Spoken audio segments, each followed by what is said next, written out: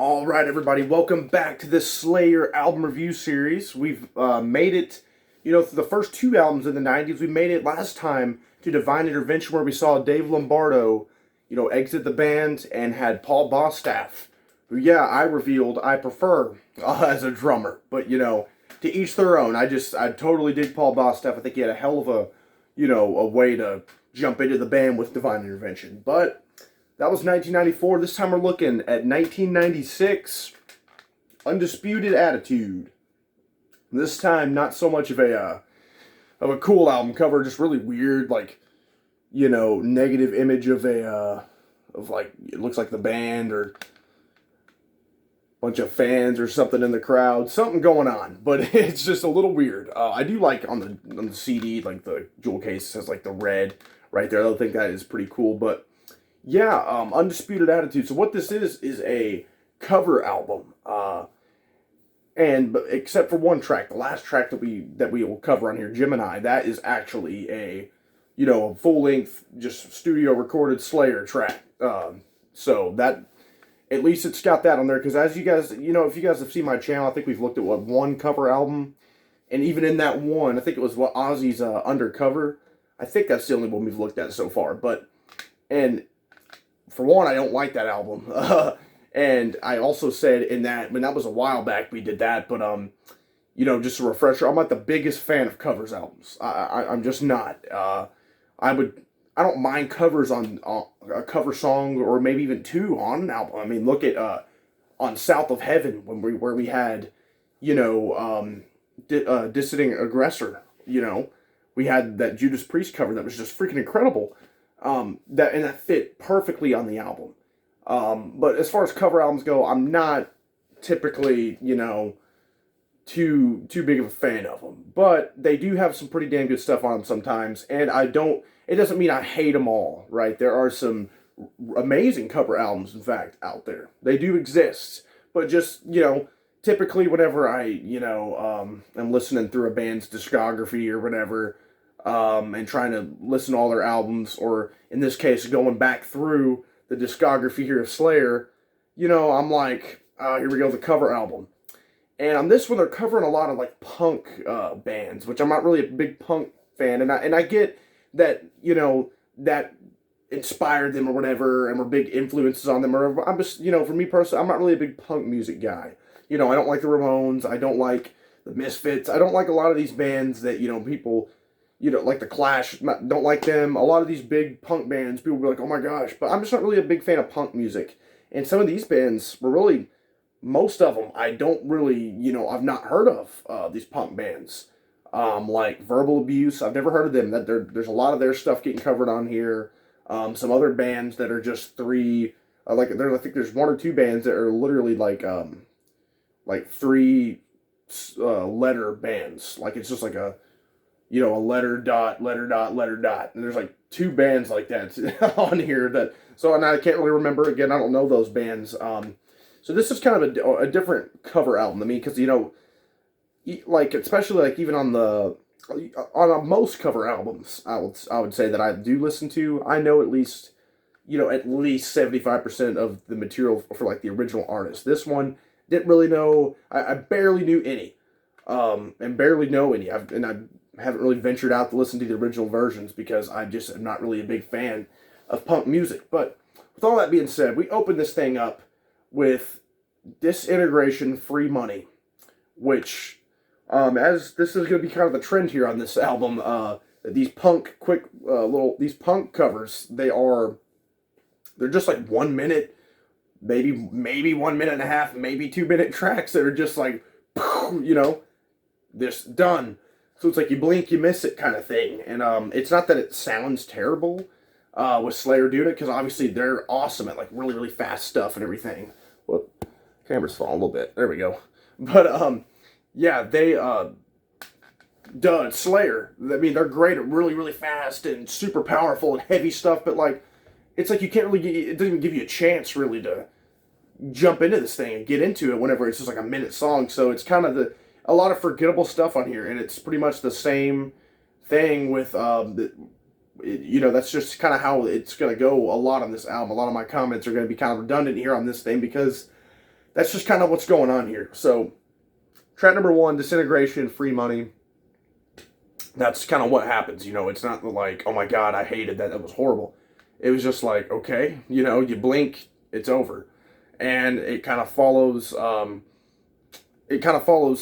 suit for me here on track number 2, Verbal Abuse, Leeches. Another one that's just one of those covers by, I think this one actually is by the band Verbal Abuse. I think its first 2 were, who I don't really know who they are. But, it's one of those things, just kind of another blast to the face here with this track, where it's like, it's almost hard to even make a memorable track that's just like 1 minute, and it's just so fast, it's just done, almost immediately. So it's kind of hard to, and again, and I just want to reiterate the fact that, like, when I'm listening to this, I'm not just sitting here, like, appalled by, like, oh my God, this is such a horrible song. It's just like, it's so fast, and it's over so quick that it doesn't really give you a chance to digest it, really. So that's kind of the same thing, and it's going to kind of go on to the same thing here with Abolish Government, Superficial Love, which is track number 3. Some of the lyrics, if you kind of read some of these things, are pretty funny, kind of interesting and everything. And that's just kind of one of those deals here. Another really, really super fast one that's just kind of done, that you don't really get a lot to it. So kind of the same thoughts for those first 3 tracks right off the back of these cover tracks. Then we go to, this is actually a pretty interesting portion of the album here. These next 2 tracks are, it is actually a band, I guess technically they're covers, but kind of not. It was Jeff Hanneman, a side group, I guess I was reading up on this actually. He had a side group, I guess, that he was going to make called Pap Smear, right? And I guess it never came to fruition. The band never did, but he did have, song, like, demos and stuff recorded, or, pieces of them, and they made them into these full songs here. But they're also really, really short songs. But these ones you can get into a little bit more, with track number 4, Can't Stand You. I like the lyrics on this one. This is like a fun little burst. This one, this one is actually one of those memorable ones. And I'm not just saying that just because it's Jeff Hanneman's, dead, project or whatever you want to call it. But it's and that, oh my God, I just realized how tasteless that sounds because Jeff Hanneman is sadly dead. But what I mean by that is it's not his, old side project thing that never came into fruition. It's or I'm not just saying that because of that. I'm just saying I like it a little bit more, just because the lyrics are a little bit funnier, a little bit more memorable, and kind of a catchier kind of thing going on. And Tom Araya screaming his way like "Can't stand you," blah blah blah. It's a little bit more entertaining than like the previous tracks. And the same kind of goes for this track number 5, which is another one of these Pap Smear tracks here. "Da Damn," which stands for like something drunk, damn drunk American. It's something. Dead Drivers American. I don't even know. I forget what it is off the top of my head, but it's something weird about drunk drivers and the with mad moms or something like that. It stands for something. This is just, and it's kind of a bit more of a fun track and just a really, really heavy one and a blast to the face. But, again, not one of these, it definitely stands out compared to some of the other stuff we've got going on here. Then we got track number 6, Guilty of Being White, which this one's kind of funny. The lyrics are pretty hilarious on this one. So this one automatically, because of the funny lyrics and stuff, just like, stands out a little bit more as well. But again, another just really, really fast one that just kind of blows by. Then we go to track number 7 with I Hate You. And this one's actually one of the highlights off here because it's just pretty funny, and just the aggression in Tom Araya saying he hates you and hates this and that, is just powerful and mean and just mean-spirited in the best way possible. And that makes for a pretty cool cover. Again, I can't remember who a lot of these covers are by. off the top of my head because I don't really listen to punk music, but that's what's on this album here. But I Hate You is a pretty damn good one. Then we go with Filler, I Don't Want to Hear It on track number 8. And yeah, this one's not that bad.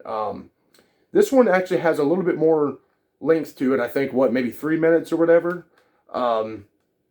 As opposed to the little 1 minute bursts that the majority of these are. So this one also is a little bit more memorable and does have a little bit more of a, and since it is, a little bit longer, it kind of repeats the chorus over and over again like a lot of punk music does, but it kind of gets caught in your head a little bit and kind of by default makes it that more memorable.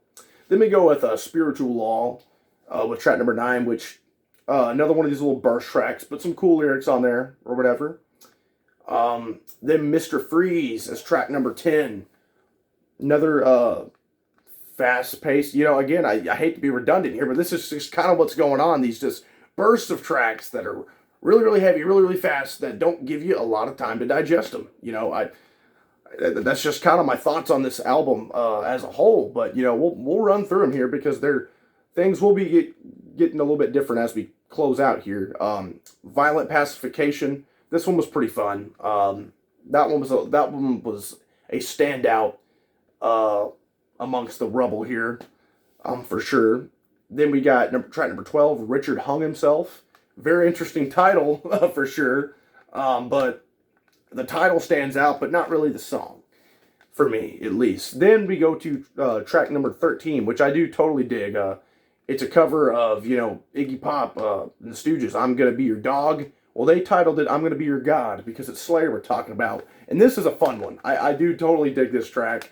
I think it's really cool how they changed the I'm Gonna Be Your Dog to I'm Gonna Be Your God. They just, Slayerized it up to make it a fun cover and an enjoyable.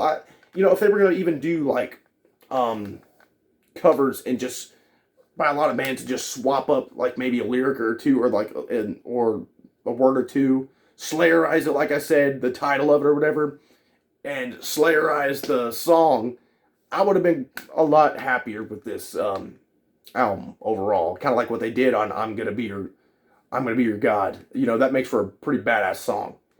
But the most badass track on here, and the baddest, which I mean best track, but by bad I mean it's badass, it's damn good, it's awesome because it's the actual song they did on this album. We're talking about the last track on here, track number 14, Gemini. Hell of a song. It's kind of one of those dronier type ones that we saw a little bit of near the ending of Divine Intervention, saw a little bit of on Seasons in the Abyss, and just a tad bit of on South of Heaven, that the band have kind of shown that they like to go into a little bit sometimes. And this might be the droniest of all, up to this point at least, with Gemini. Man, it's got some just incredible drum fills from Paul Bostaph on here.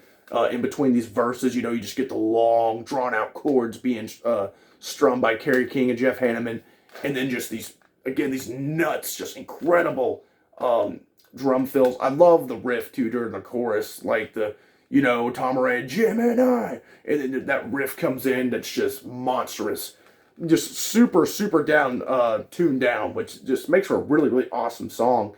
And, it's a shame that this incredible song, and a pretty unique song in a Slayer's discography kind of gets tacked at the bottom of this cover album, which, if you can't tell by what we just talked about, I'm not really a fan of. I'm not sitting here pissed off listening to it and thinking everything's horrible on it. It's so fast. The tracks are, and they're so short. And they're a genre that I'm not really a fan of, and that it doesn't work with me. If maybe you're a punk music fan and you're like, oh man, verbal abuse, or oh man, this band or that band, this may appeal to you, but to me, not really. There are a couple of cool ones, like I think the stuff that Jeff Hanneman's would-be group Pat Smear, those tracks are pretty interesting to hear and are kind of cool, and there's some standouts on there, and I do like whoever, I Hate You, whoever that's by, I like. And I do like the I'm Gonna Be Your God. But most of this stuff is just, it's just you blink and you miss it. And, I blinked and missed it while trying to listen to it. it doesn't. And I've listened to this album. I mean, it's no secret here for me. I mean, this is the least out. This is the album I've listened to the least over the years. So even, I've always kind of had these thoughts about it. I've always dug Gemini though, for sure. But, when coming back to it, I'm like, okay, maybe time's passed on, 'cause it's been a while since I heard this thing before this re-listen. And, I kind of just have the same feelings on it. I don't hate it. I don't necessarily like it either, though. It's just one of those things that it exists. I mean, it's something you could put on if you're pissed off and you just want it to blare through and just blare through the songs really, really quick and get it done. But that's not really when I'm listening to Slayer. Or when I'm listening to any band, I want to hear a full song. Or it'd be one thing if, like, some of these little 1-minute deals were like little interludes in between stuff. But no, these are apparently full songs, and it's filled with these just 1 minute, 1 minute and a half things. So it just doesn't make for a good album at all. And I know some people don't count cover albums in their album reviews, rankings, or whatever, but I do. It's a studio album here. I count some EPs. Everybody kind of has their own, stipulations on that thing. But this is definitely an album that if I'm thinking, oh, I'm going to go listen to Slayer, what am I going to pick off the shelf today? I might, 9 times out of 10, I'm not going to be picking Undisputed Attitude. And it's because, A, it's a cover album, B, it's not a very good one. So that's kind of my thoughts on Undisputed Attitude. I mean, I'd love to hear some of your guys' thoughts on this thing, especially it's one of those interesting ones again, where, maybe if you guys are punk music fans down there and you're just totally into these bands and stuff, or maybe you guys did this album led you to some of these punk bands, you end up digging them, and I'm open, I guess, to I'm always open to, listen to new stuff and everything, and I could try out some of these bands, but if Slayer is covering them and they're pretty faithful to their originals, which I hear they are, which I've read, in comments stuff before that they are, I'm probably not going to like it, but if you guys really, really are like, hey, dude, you got to really check out this album or this band or whatever, I'll do it. I'll totally do it and get back to you on it. But I'd definitely love to hear your guys' thoughts on this and get some comments on this thing, because this is a really, really unique album. It's a unique album in the discography, because it's a cover album, but it's just one of them weird cases. I've heard some people just totally dig it because they were big punk music fans and liked all these bands on here, but then there's people like me that are just like, I could do without it. But let's also talk about that bonus track too, because that thing's pretty kick-ass, and I think at least from what I've seen, most people can agree on that. But anyways, guys, that was another cover album he covered on this channel. I think maybe our second one only. But a lot of bands have one of these things in their discography, a cover album, or some way more than they need to. But and sometimes they're pretty damn good. But this one, nah, I can do without. But that track right there, Gemini, is awesome. But yeah, guys, next time we're going to be looking at the last album in the 90s, when we fast forward to 1998, when we look at Diabolus and Musica, almost out of the 90s. You see why kind of this was a weird transitional time for Slayer with, Divine Intervention, again, which I loved, but a lot of people are thrown off by the fact they're getting a new drummer. Then we get a cover album, and then we get the next album, which is a pretty controversial one. So stay tuned for that next time when we look at Diabolus and Musica. Like, subscribe, and comment, guys. Thanks.